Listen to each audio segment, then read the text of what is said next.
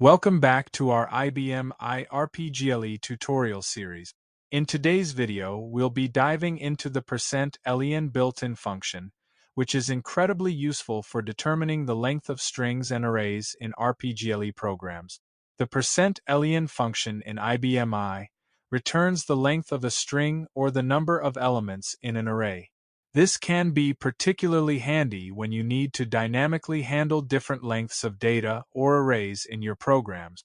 The syntax for %len is straightforward, %len expression. Here, the expression can be a string or an array. Let's go through an example to illustrate how %len works.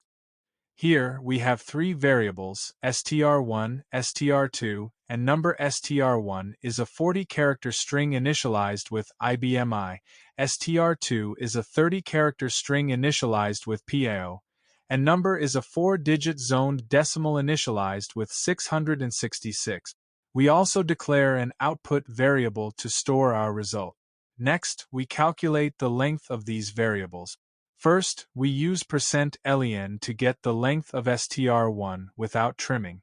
The result is 40, which is displayed. Next, we trim str2 using %trim and then calculate its length. The result is 3, which is displayed. Finally, we calculate the length of the numeric field number. The result is 4, which is displayed. And that's it. We've successfully demonstrated how to extract the length of strings and numeric fields in RPG. Thanks for watching our video tutorial on %len, built-in function in IBM I RPG by programmers.io. If you found this video helpful, please like, comment, and subscribe for more IBM I RPG tutorials. Don't forget to check out our other videos for further insights into RPG programming on IBM I.